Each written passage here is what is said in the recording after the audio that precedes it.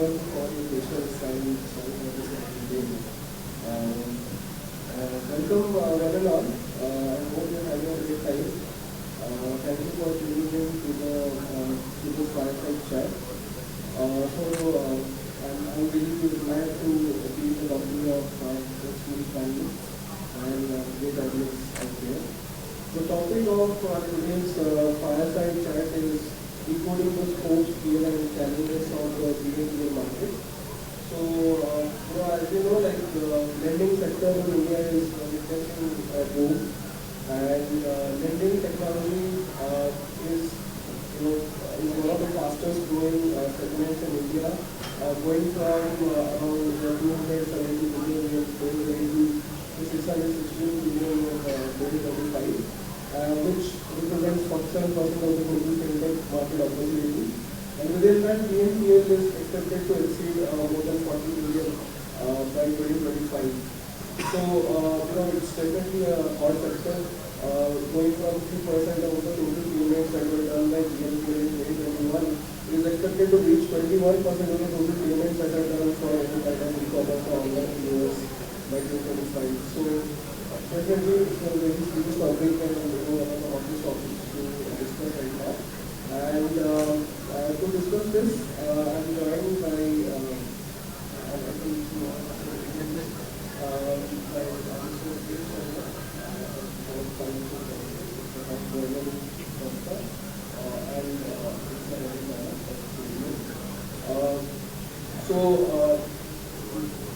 going a bit more light on the BNPL segment, it's just like, in terms of its, in the model, it's like credit cards, but it's much more convenient in terms of its transactions.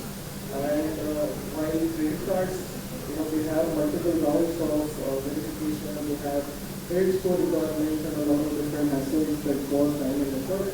BNPL, clears all of that, and therefore, we are witnessing a surge of users, BNPL users in India, which will be, I think, about 100 million in the next 2-3 years. So, to discuss that, my first question to the panelists, Mr. Roopesh, to start with. So, mostly like we are seeing Gen Z and millennials using BNPL, right, as a payment method.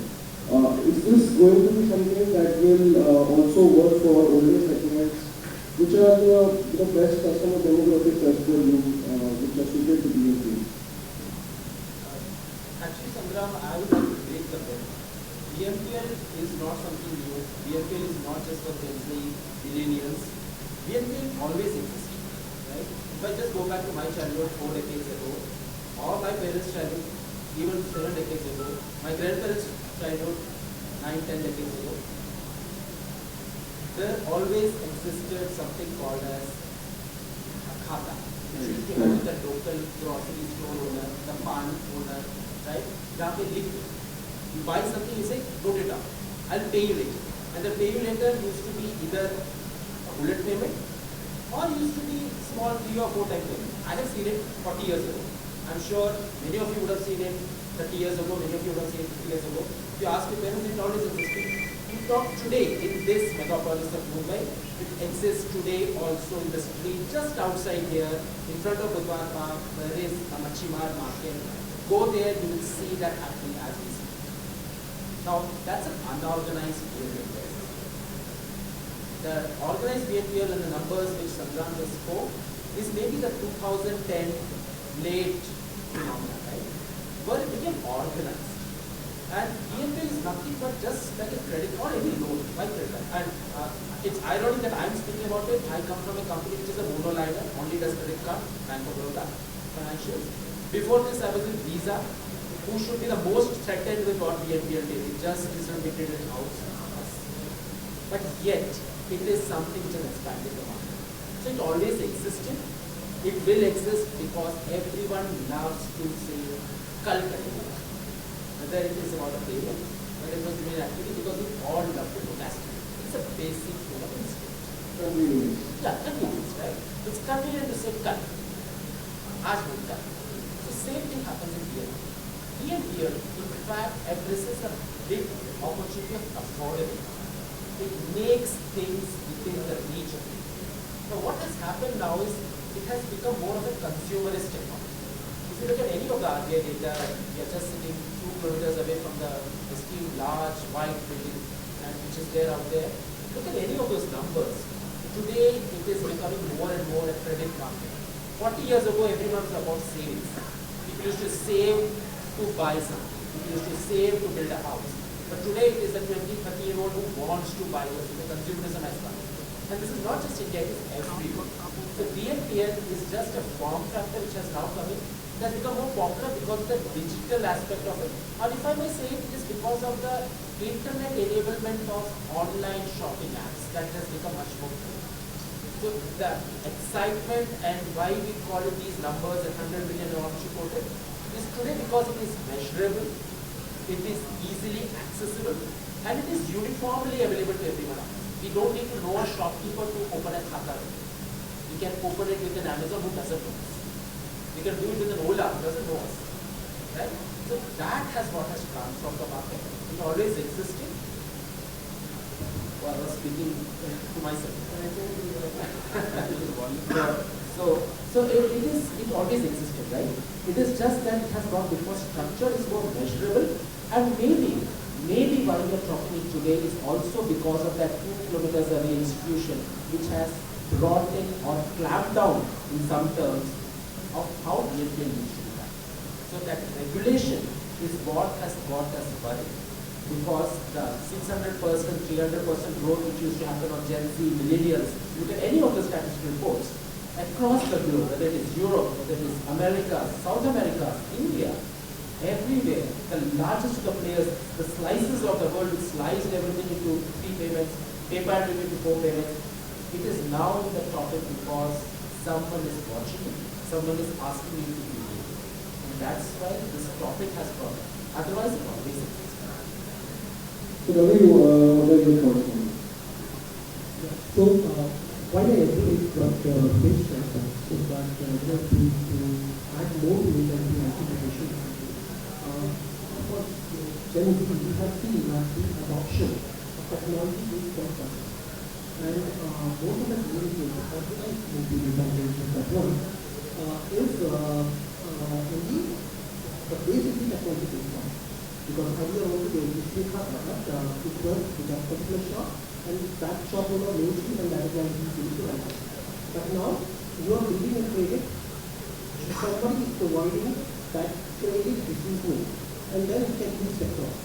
That is the organized sector. And adoption of the thing was, yes, initially it was very high amongst the youngsters. Now, let's say someone 45 years of age today, in 2012, he was when the boom was actually taking shape. He was 35 years old, and he was actually exposed to all kind of technological revolution and from the fintech environment, whatever was happening. He was already exposed to that. So up to 45 years, the growth is going to be tremendous. After 45 years also, because now everyone, my parents, they were very scared of using debit card and ATM card in the initial days. Now even they know that, okay, tell me how to take it, right? Because it is more convenient. They don't have to carry the cards with them, and they just have to carry a few, right? So similarly, BNPL on the mobile and making a payment to a grocery store and then converting it into into a monthly invoice is easier for everyone right now. Everyone is using mobile payments. Whoever is using mobile payments, whoever is doing online shopping is a customer of BNPL, and that customer is also a customer because he is getting a very good service. It is not, it is free credit period from the day of shopping to the day of bill generation. After bill generation also you get different numbers of different use. You get time period of 5 days to 7 days. Right. So it is if I have to buy something here, let's say I have to buy a sandwich for 300 pounds, and I'm getting an option of paying it after a month. Chances are that I have it. And that's how the BNPL growth is happening.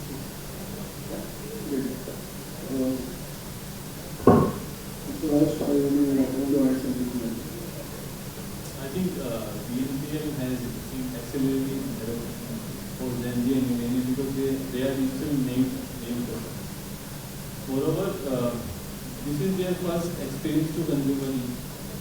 right? And BNPL is popular in Gen Z also because it is very convenient, easy to pay, refund is very easy, EMIs can be converted very easily.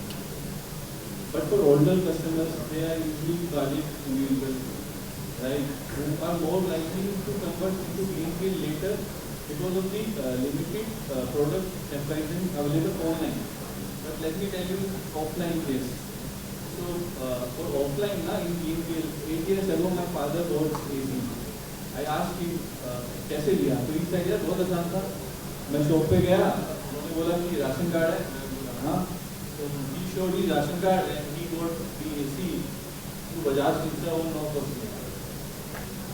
तो older customers के लिए we have to think कि वो digital कैसे आएंगे, but it was already available. Another use case I want to share. Yesterday I went to have coconut water opposite this hotel, right? So one lady came there and he said, दो नारियल पानी दे दो भैया. तो बोले आप घर पे लेके नहीं आए? तो बोले आप नहीं से आए. तो उन्होंने अपना खाता बुक निकाला और बताया कि देखो इतनी सारी पेमेंट आपकी बकाया है और ये ऑलरेडी एग्जिस्ट कर रहा है जो रुपेश बोल रहे थे. So I think for millennium because they are digital native customers तो वो digital increase कर रहा है. But for older customers वो already था. तो we have to think कि कैसे combination बनाना पड़ेगा product का कि Gen Z और older customers दोनों online हैं. So it's kind of some hybrid model to be figured out for some segments. जिसको जैसा So anybody can check और वो सामने ही ना आए. So I think BNPL था हमेशा से था और आज भी है और चलता रहेगा. So that example of Sabat, when you remind me of like create a lot of so yeah, great, and I think that is the reason why BNPL business is succeeding, and it is growing pretty fast. But as you know, right, and going to a little more serious to our topic, like every lending business is actually a connection business. So with this new BNPL method coming in and the rapid growth, from RBI and everything, like how do you see the operation of contact centers and other operations related to collections and recovery being affected? See, the interesting aspect of collections is that when you're giving, you're lending, you're like this, your hand is like this, especially the creditor, right? But you're collecting, your hand goes like this. The direction changes. And it's not just the direction, the approach has to change, right? And with BNPL, the biggest risk that arises is that the end consumer, in his convenience, the point is from convenience, the ease, the digital naive, right, is also naive in understanding what does the what does that khata not mean. Take back the same story of 30 years ago when there was a party dukaan where used to hold a khata. आपने अगर नहीं पे किया तो वो जो madam आपने पे नहीं किया है इतना सारा, that बदनामी, that is today moved into credit bureau, that badnami, social stigma as we call it. So collection and the approach towards this segment also needs to change, because most of the consumers who are now fueling this growth in BNPL is actually Gen Z and millennials who have not seen any other formal form of a credit. They don't know what does it mean. The convenience, the ease, the urge, the instant gratification that I love this Gucci bag and then I love those kicks and I bought them 3,000 rupees worth for 500 rupees, 6 months EMI free. I just have to miss that one EMI. And then you will know how BNPL comes down as a house of cards. Right? Because in principle, any credit business, and including the business which I run in, it works on the basic principle that people will do. We make money on misery, not on people paying back on time. Believe me, no credit institution makes money on people paying on time. We bet people will go back. We are waiting for that temporary glitch that you can't reach.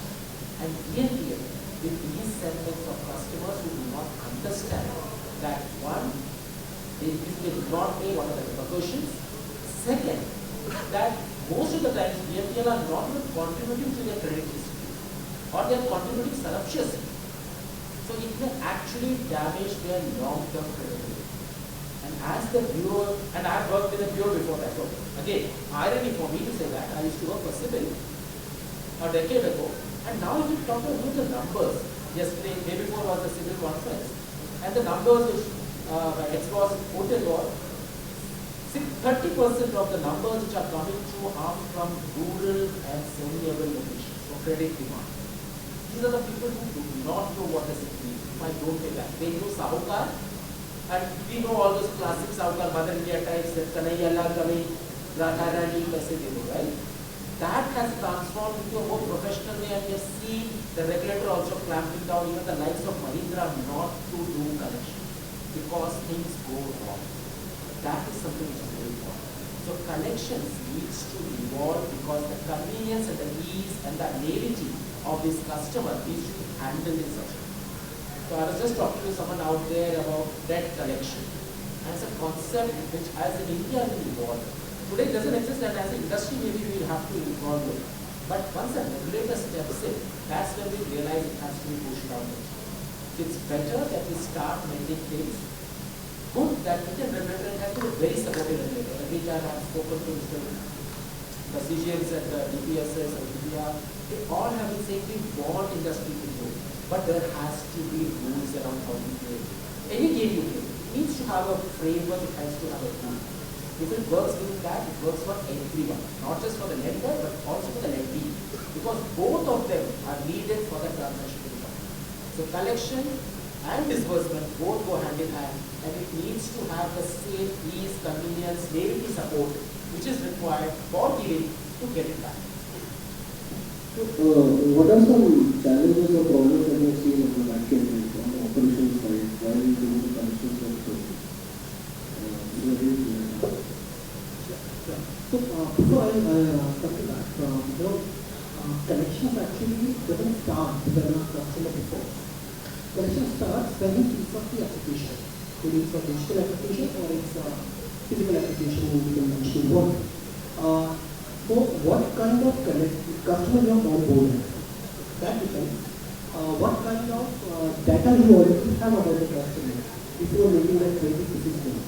That depends. Earlier, everyone was dependent upon the credit bureau, and NTC used to be a kind of strict no-go for small ticket, unsecured loan, strict loan. Right. But now things are changing. I'm changing very, very fast. There are different alternate data which are available with different players, and using those data, you can actually make the right kind of credit decision. And yes, education is an important part. Millennials, I not say that they are completely might know, but they are not ready. They have not seen the system right now, and that's why you need to educate them that okay, you are buying now, paying later, but you are taking a loan information, and the loan needs to be paid back as per the terms. That's an education which needs to be. The challenges that you face is number one, it is completely faceless. You don't know the customer. The sourcing is completely faceless. The customer doesn't know the trade underwriter who has made that rule, the trade rule. The trade underwriter doesn't know that to whom he is lending.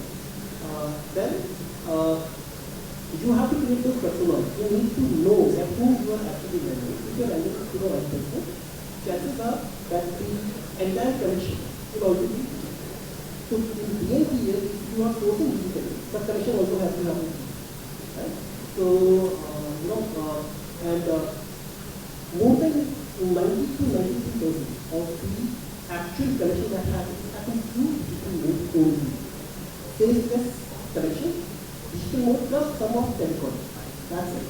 Even after the customer becomes telling. Why? Because the ticket size is so small. You cannot send someone over to knock the door. Right? So you have to explain more things. You have to be very, very cost effective. And you are not charging anything. You are maybe there is some kind of frequency that you are charging. You are not charging anything else. So to make it cost effective, you have to explore the different. There are challenges that the person is not answering your call. Then you need to do some analysis. You need to find the best time to call. You need to see the best script to send on a push notification or a WhatsApp or on a SMS. You need to say that which channel the customer uses the most, which time the customer is approachable the most, which time the customer is, would be more willing to pay. If there is an issue, what is the correct time to contact the customer to resolve the issue, right? All these small things, because the loan is very small, right? Normally, all the fintechs who offer fintech, who offer BNPL, their higher limit is around 60,000. But the average ticket size hovers around 4,000, 4,500 customers. Right? That's the average ticket size. That's the consumer that you're talking to. So that's why you need to have a very good AI model. You need to have a very good analytics platform to address the needs of these customers. And the challenges are there. Initially, when BNPL was launched, just like consumer delivery, people used to say that it is a customer acquisition, product. But now, people are actually making money from BNPL. People have burned their hands globally. People have burned their hands in India. But there are people who are making money, right? And a lot of money in BNPL. So it's a very good product, but you need to know how to whom to source, how to source, and how to collect. Most importantly. Yeah, works on both sides, right? So what are your thoughts on it? And what do you think, how will AI and analytics basically improve the commercial return strategies? I think AI and analytics can help a lot. I want to give two quick answers. First is fraud analysis. You can analyze and assess the fraud on real-time basis, and this will help merchants from getting the fraud and also consumer to do the unauthorized charges. Credit risk assessment. Merchants can using AI and analytics. You can do credit worthiness of the customer on the fly, and basis that consumer and merchants can offer the credit to the customer. So how much is the credit worthiness of this customer? See the fraud data. You can offer the limit to the customers. किसको कितना limit देना है? Also, you can do predictive analysis. By using the AI analytics, you can predict the behavior of the customers. किसने पिछली बार क्या लिया था? And basis that you can offer the repeat product that you can offer to the customer, right? Also, you can improve your operations by using AI algorithms. You know that this is the fraud risk score of this customer, this is the credit worthiness of this customer. Basis that you can reduce your manual work, because it's lot of manual work is also required in BNPL, and using AI and algorithm you can reduce that. Also, you can do personalization. So personalization is very important in today's scenario. You can, using the AI algorithm, you know that this customer will have used this product in previously. Basis that you can offer similar products to that customer, right? So I think AI and analytics can transform the BNPL in a big way by improving the fraud, credit risk assessment, personalization, predictive analysis, and yeah. Great. So moving on to another topic that Roopesh had brought up, speaking about the seriousness of BNPL, why we are discussing it. That is the RBI, right? So in light of all the regulations and all the crackdowns and everything, which means it is there to bring some balance to the system. But in light of that, what should BNPL players do to offer competitive products in the market while ensuring that whatever they are doing is still for the good of society and doesn't put us in a great trap? And to be ironic, I'm saying that because I come from a highly regulated entity. Not only I am a regulated by Moderator, I am also a public sector entity, so I have all the CEC, all the Cs who are monitoring what happens, right? So what does it do? Basically, regulation is actually a framework which enables both the lender and the lendee to have equitable options, right? BNPL grew very well that because of unregulated market, and that's required because it was a new thing. So it was like a sapling which was growing out, coming out of the market, and there was no regulation, it was in a wide forest. But if that sapling has to become a healthy, wonderful plant, it needs nurturing and protection, right? For that to happen, there needs to be a regulation. And why I'm saying that? I'll take an example of what happened in Greece. June 2022, just a year ago, the UK regulator, and Europe is the largest BNPL market. In the entire world, 40% of the BNPL market exists in Europe. 50% of that is UK and Germany. Look at any of the research papers. UK regulator brought in regulation. That did not dampen the BNPL rates. What did it do? It made a level playing field. It ensured that the lender doesn't affordability index of the consumer. So credibility, ability, intent to be is different. Can I afford it? If I have 5 BNPLs running, and BNPLs are very short-term loans, please remember that. It is instant buying, you have to pay back within the next 1 month, maximum 6 months, right? It's not a very long-term loan.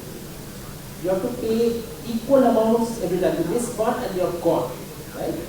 For that to happen, you need to have an affordability index, because with the ease, if I don't control my urges, I will just click on every BNPL possible. And that's a vicious cycle, because people will just spiral down. And most of the BNPL, if you see, why Gen Zs and millennials are doing it? Because they don't have formal credit given to them. Most of the 18-21-year-olds will never get a loan anywhere else. Why? Because most of the traditional lenders like us will say, hey, I don't know you, NTC, NTCC, CC, bye-bye, you create something and come back, right? Now that is why he is going through a BNPL. He doesn't understand the scenario, right? So there, affordability is very important. Second thing which the regulator has brought in, it's a wonderful regulation. I would urge everyone to read, and I'm sure in the RBI, the discussion which you are having with Mr. Masta and all, we are talking about those things as we are sitting on the panels. The next thing which is very important is that there has to be proper communication. The BNPL ad today surreptitiously talks only about the convenience, the ease, the shopping. There are influencers who say it is wow, cool to buy latest things, iPhone with 0 EMI. Do I really need an iPhone? As an 18-year-old, I need to just call my parents, my friends. I can very well be surviving on a 5,000 rupee phone. But I am being aspired to become, because आकांक्षा है और इच्छाओं की कोई सीमा नहीं होती, right? और उसके books का मोहताज भी नहीं होता। जब आपको आसानी से कुछ चीज मिल जाती है ना, उसकी कदर नहीं होती। It's very important that the communication is there, and that's the regulator has brought in that communication. That what gets communicated out has to be clear. FCA has to clear every BNPL product. Now what does it do? It makes the market homogeneous. There can be innovation, there can be differentiation, but the basic principles remain the same. There is no one taking someone for a ride, either the consumer nor the lender. The third thing which they have also brought in is also bringing a mechanism of ombudsman. Right? It's very important. Third neutral party who should be evaluating if there's a dispute, and disputes will happen. Because what I perceive as a lender will be very different from what Masta will perceive as a borrower, what Ravi will perceive. There has to be a neutral Sangram moderating here who will take us through a general. Right? So an ombudsman mechanism is required. Now regulator typically brings that in. It gives you that sandbox within which all of us kids have to do. We all are kids because we are learning new things. We want to do exciting things. But the kindergarten kid cannot be flying a plane. You need to have certain regulations, certain principles, certain learnings, and certain controls to have that. So regulation actually help that. And there is a principle where Europe has started. And I'm sure we will have that. There are other challenges which will come through. Data privacy. Right? With more and more partners, with more and more ease, with more and more customizations, analytics, everything can't be done by the same company. You will get partners, and many of them are here out. Right? They're talking about their products and solutions, but it also is about data. And today, data is the gold mine which will make a difference. And we have seen instances where data compromises happen. People's personal data are used, misused for different nefarious reasons. So there needs to be a boundary line as to what is right or wrong. And that is always a regulator. Regulator is there for a purpose. It is not to curtail innovation. It is to nurture innovation in a certain direction. Sustainable. Yeah, sustainable manner, because it has to survive beyond my current need of one BNPL. It should survive for a lifetime. And BNPL is there to stay. It was always there. It will stay. It will be there in the future. The only thing is, how does it function? And how does it get organized so that every one of us in this ballroom, sitting here with the comfort of the AC, to the person in the Machimar Nagar in front of the Diwar Bar who's sweating it out, gets equitable chance of being represented on that decision making. Because it is for every one of us who wants to buy. It's a buyer's market, right? So if everyone wants to buy and everyone wants BNPL, it has to be on terms which is equitable for everyone, the lender as well as the buyer. Thank you so much for this answer. So Ravi, like, what are your thoughts on it? And do you have any, like, are there any significant differences or dealing regulations that are existing in India versus in UK and Germany? So, the regulation, and I'm not calling it the regulator's crackdown, because the regulation is okay. In 2007, regulator came up with a code of conduct, regulator came up with guidelines in 2006-07, right, for the debt recovery, for the banks. At that time, it was a very different market. Right, the kind of collection that we used to do at that time, it was actually, at some places it was extortion, it was not collection, it was purely extortion. So that actually changed the entire industry. And after that, now the collections, the way we used to do collections at that time and the way we used to do collections now, is very, very different. Similarly, the regulation, first of all, the digital lending guidelines is the issue. And after that, clarification has also been made now. So, on the FAQs, there are some clarifications. So, RBI has made it very, very clear. And in one of the events, RBI was actually saying that fintech got the opportunity because banks created that vacuum. Right? That is why we got a chance to speak. And that's really right. You cannot be always conventional. The world is changing very fast. Right? So you have to change the way. To have sustainable model. Currently, fintechs are contributing to, fintechs are contributing to 6% of the overall lending space. 2 quarters back. After that, in 2 quarters, it is 40%. It is going up, and it is going up very, very significantly. Why? Because people say that the regulations were not there. All the big players already have a kind of regulated army. All the big players cannot survive without a kind of internal regulation. And that internal regulation has to be in line with the regulated guidelines for big banks, because otherwise you cannot survive. Because we were expecting digital lending guidelines for quite some time, and we were complying.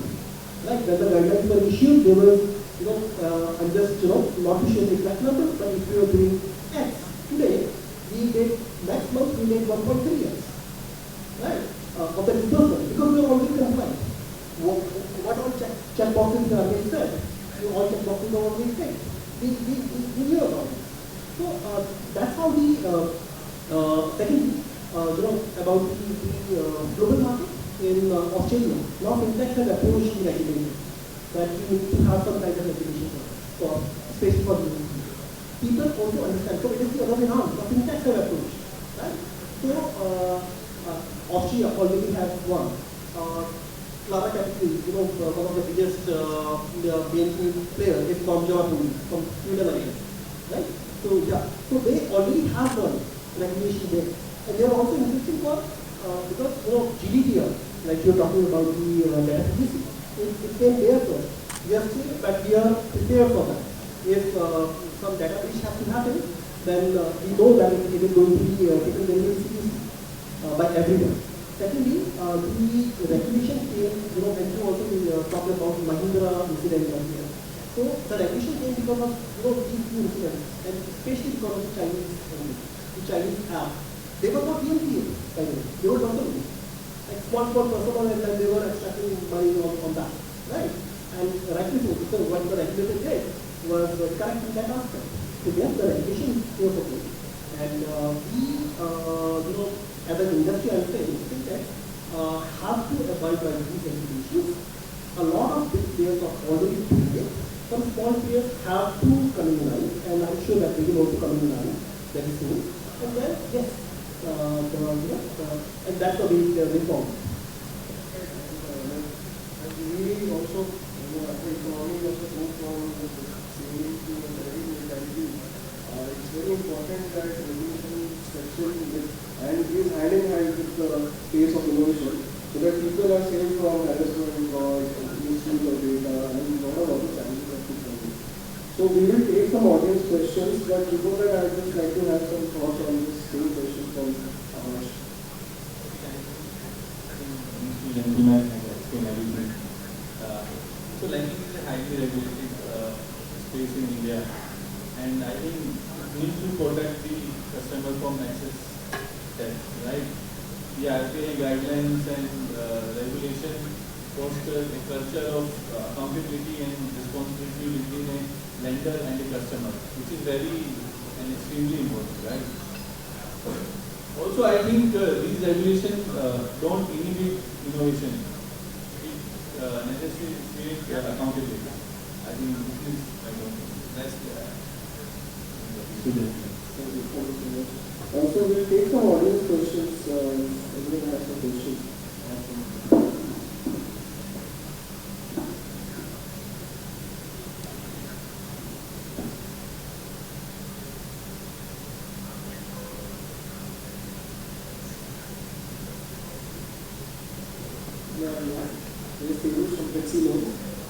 We are also increasing our market. So what is how you track BNPL for small ticket size and how it is cost effective as we go into collection?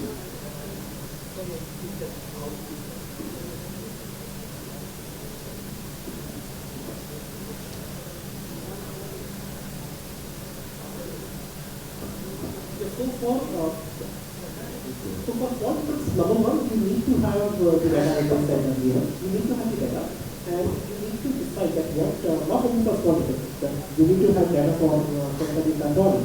But once you decide upon a limit, that what kind of limit can be assigned to a person, let's say a person has got no credit history, he is transacting with you, you have some information about the person, and you are giving him a limit of $5,000. Then you need to track his spends. You need to track that how he is actually using BNPL. Is he actually a user or an abuser? Right? And then this is that your model will also evolve. Once your model evolves, it will categorize it into different segments that okay, he's a high-risk customer. Although he's paying me right now, I will continue with the small limit only. Now he's a medium risk, I can give him a slightly higher limit, right? And BNPL doesn't work only on consumer durable white goods only, right? Buy now, pay later doesn't only mean that if I want to purchase a fridge. The example that I gave is that I'm buying a sandwich today, right? Even a sandwich can be converted into a loan, right? Because the invoice will be generated at the end of the month and then I'm paying it on 7th of the month, let's say, or 5th of the month, right? So even that amount should be just like you make spend on your credit card.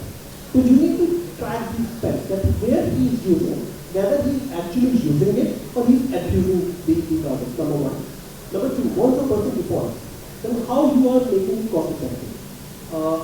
First of all, you need to, again, the data that you have collected so far, you should be able to categorize the customer the best channel to use. Right? Which channel to be used to contact the customer, to communicate him. Whether he has actually missed a payment or he is a high-risk customer, most likely to be delinquent, and that is why we are not there. Maybe there is some kind of intention issue, he was already an abuser. You need to take some other action. Sangram is here from Saarthi, so Saarthi has also brought, right? Where you can use AI, you can use AI bot. So you can segment, and that is very, very cost effective. So you can segment that, okay, I have 100 accounts, out of 100 accounts, 90 have paid, 10 have defaulted. Of these 10, 8 accounts actually don't need much of intervention. I can put them on AI. AI bot will try to recover. It is very cost effective for me. Out of these 8 accounts that break up on time, let's say 10 days, 15 days. After that 15 days, let's say out of these 8, 5 have paid, 3 have not paid. I will move them to Telecom, which is slightly expensive than bot. Then using that, then there are other channels. I will continuously use, I have an app. I can continuously send my notifications. SMS has now become, because of the volume that you have in BNPL, SMS can be an expensive thing. It is 9 paisa, but you have very large volume, right? So you can use your internal channels where you can actually approach the customer and you are collecting money. And if I can just add, you have to be smarter. And like I said, for example, right? When you're lending, it's very expedient. When you're collecting, कटोरा आपके हाथ में. You have to be smarter कि कटोरा कैसे collect करें. वो कटोरे में कटोरा करने से अच्छा है smarter करना. So it's very important that you identify the leading indicators sooner. Things as simple as that, and it is not very important. If a customer keeps on coming to the app, and most of the lending in BNPL is typically app-based, right? If you see the customer coming many times on the app, checking his statement, checking his due date, and he's on even the last day coming checking again and again, it could be a lead indicator that the customer actually wants to speak to someone, that he's feeling ashamed inside that, oh, I'm going to miss this. Conscious is still there. You need to have an outreach there. You need intelligence to identify that Roopesh is facing a problem. He wants to speak, yet he's shy to speak. Because he doesn't want to acknowledge that I am going to go to a defaulter. No one wants to become a defaulter by choice. It is situational, like I said. And how do you handle that situation will make the difference in collection, in affordability, and economics as to how you do it. So you need to have a bit more intelligence than the intelligent person who lend it. Because collection is a very different one. You are going beyond what it is. It is not a table, it is a corner stump you have to do. And every corner will be a different situation which has to be learned, which has to be adopted, which has to have a different. So that evolves over the period of time. The economies will bring in the benefits and make it more economical to address them. Hope you were able to answer the question. Thank you so much for answering so beautifully. Do you have any other questions?